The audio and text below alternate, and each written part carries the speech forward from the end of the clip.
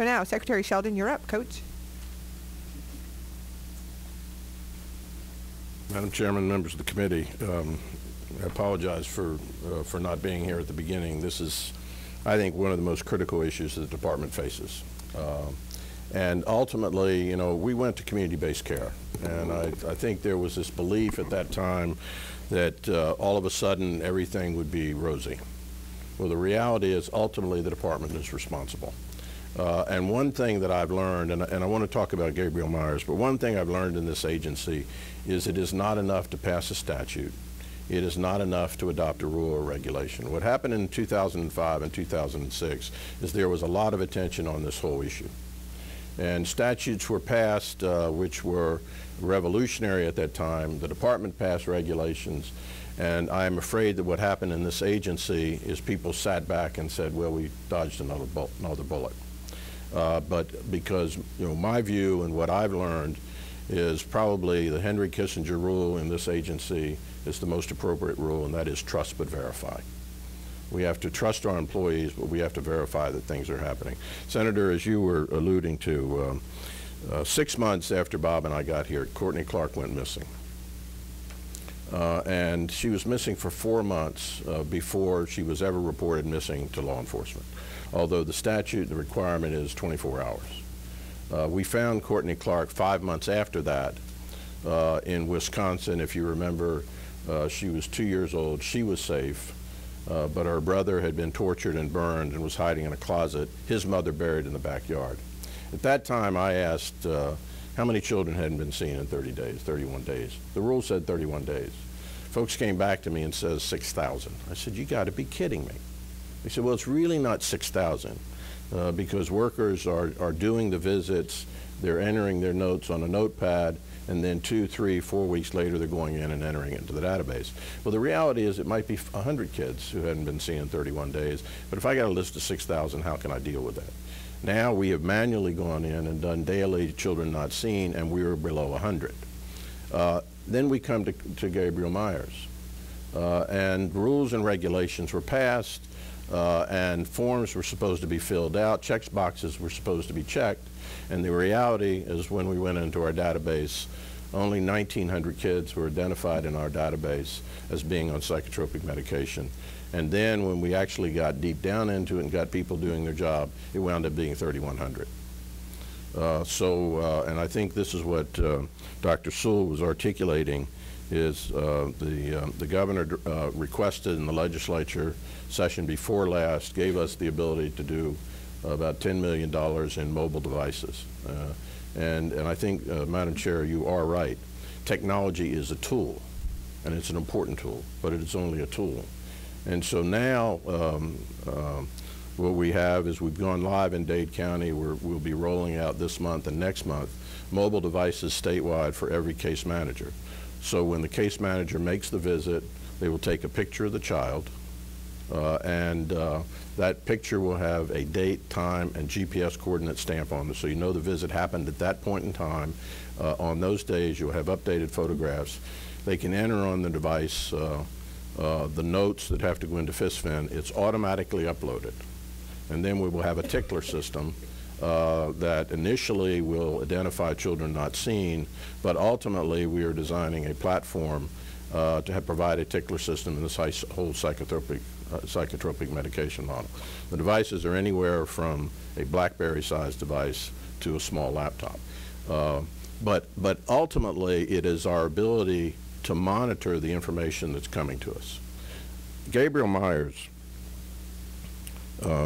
was a huge wake-up call, I think, for the system, not just as it relates to psychotropic medication, but as it relates to a whole range of things, all the way from behavioral assessments to education. And I think it is a wake-up call to our community-based care partners as well as to the department. This little boy was being flooded with services, and I think Dr. Sewell indicated that to you, but nobody was acting as the child's parent. Nobody was saying, and a parent, basically, if a doctor says, I'm going to put your child on a black box warning psychotropic medication, I will guarantee you that the average parent is going to ask a lot of questions. What are the side effects of this? How long do you want my child to be on this medication? What is the treatment plan long term? And you may even go out and get a second opinion. Well, ultimately, the department is the parent of this child, not the community-based care organization. Ultimately, the department is responsible. And this is a training issue and a culture issue that, quite frankly, has to happen. In the issue of the current statute, and I really do look forward to what we get back from Dr. Sewell's work group. I hope that you understand this has been the most transparent activity I think the department has ever undertaken in terms of exploring its own failure. When Dr. Sewell's work group comes back, I think there will be a lot of recommendations, some of which we can do internally, and I intend to do that, some which will require statutory changes. But Madam Chair, I think you identified one of the key issues, parental consent. First of all, for parental consent to work, it has to be informed consent. There has to be an ongoing dialogue between and the prescribing physician. But the fact of the matter is, when a child comes into care, a parent will sign anything. And I think you've articulated, a parent will sign anything to get their child back.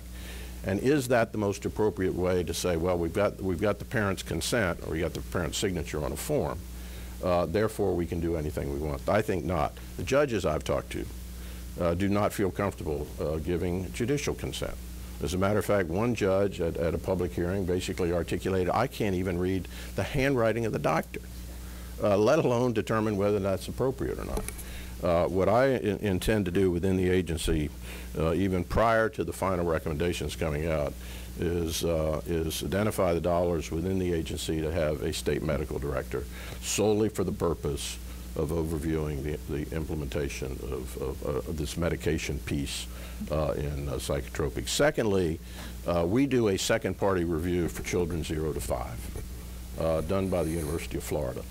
And it is remarkable, Senator Rich, when that passed, there was a dramatic decline in the prescription of drugs to children 0 to 5, just because somebody else was looking and asking questions, even in the initial prescription, let alone in the final actual utilization of medications. My view is there should be a second-party medical view on every child in the system, because I think you have to have somebody saying, is this the right thing to do? But more importantly, I think you have to have somebody with medical expertise communicating with the judge, because the judge has to listen to somebody. And I think that is the least we can do. Now, there are those who say, well, maybe psychotropic medications which are used for non-psychotherapeutic purposes should be exempted. I don't agree with that. Just because something may be prescribed for a non-therapeutic purpose does not necessarily mean it loses its psychotropic properties. So if you have a psychotropic drug that's prescribed for seizures or bedwetting or the like, I don't want to see a loophole in this. If a neurologist makes an analysis, in my view, it's probably a neurologist who ought to do the second-party review rather than a psychiatrist. I wouldn't be asking psychiatrists to be second-guessing neurologists. But I think we've got to get this right. Now, having said that, I don't want to.